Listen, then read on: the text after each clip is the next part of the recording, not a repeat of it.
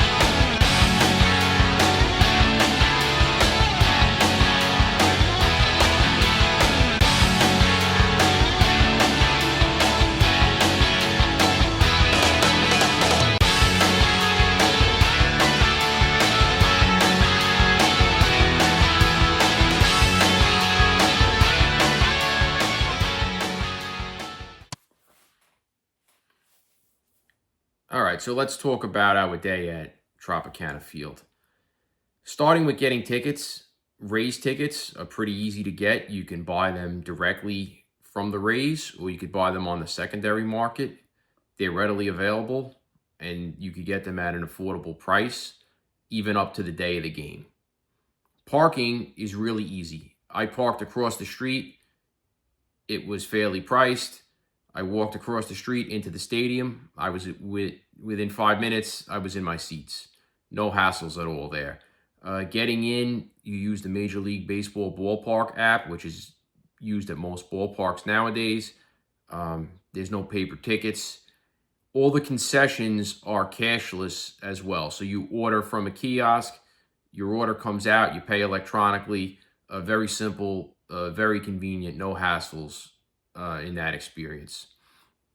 As far as the dome is concerned, I went on a 95-degree day in July to a day game. So it would have been unbearable sitting outside for the length of the game. You sat inside the dome. It was about 70 degrees in there, climate controlled. Obviously, no exposure to the elements. Very, very comfortable to watch a game. Now, I know people have opinions about baseball being played indoors in a dome, but in this case, it's 100% necessary.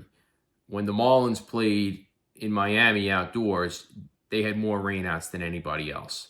So given the environment that the teams play in Florida, a dome is 100% necessary and very welcome. The food was pretty good. There were ample choices. I had basic wings and a hot dog, hit the spot. It wasn't outrageously priced for, Major League ballpark standards. So that wasn't bad. Now, some of the cons of the stadium, there's no natural light inside. The lighting has a dreary, grayish hue, unlike some of the newer modern ballparks that let in some natural light. So that's a negative. The hallways feel kind of cavernous, and again, no natural light there. It feels kind of more like an NBA or hockey arena than a Major League Baseball stadium. Most of the parks nowadays follow the modern retro trend. So this park was built just before that in 1990, right before Camden Yards.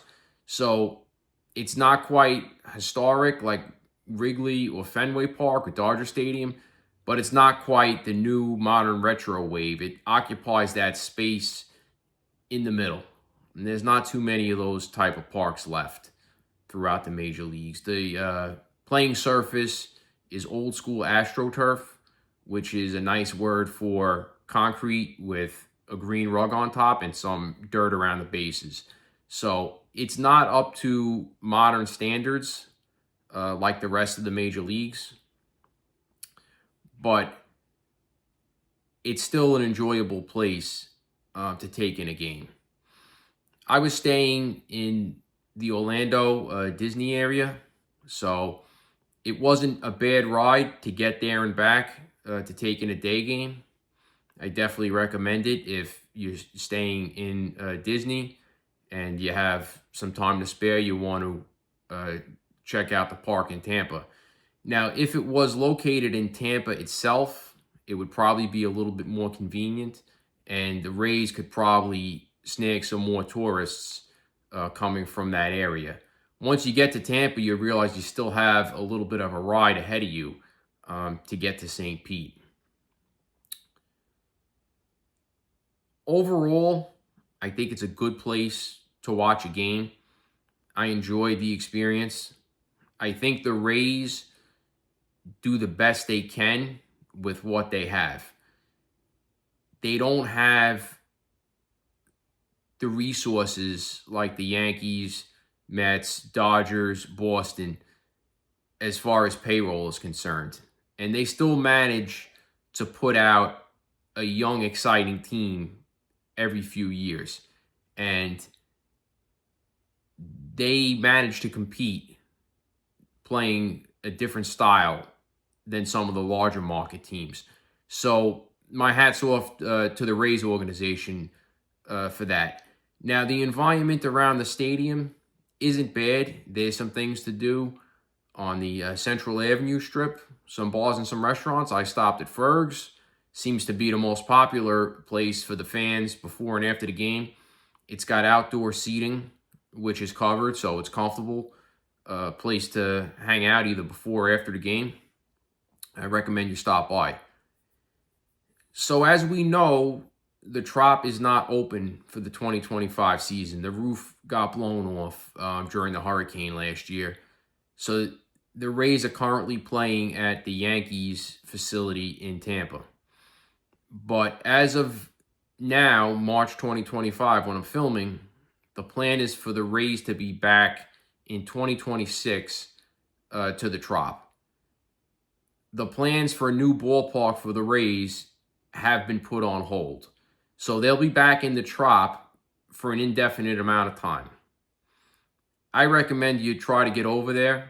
Who knows how long they're going to be around, but this is a park that you should stop by and see a game. Like I said, it's reasonably priced, it's enjoyable, it's comfortable, and the Rays usually have a pretty decent team. So I recommend you get over there. Now, I'm going to be reviewing all the parks in the major leagues over the next months and years. So I might be in a city near you fairly soon. So like this video if you like this type of content, and subscribe to my channel if you want to see me review your favorite team's parks in the upcoming months and years. So thank you for watching, and hopefully I'll see you soon at the ballpark.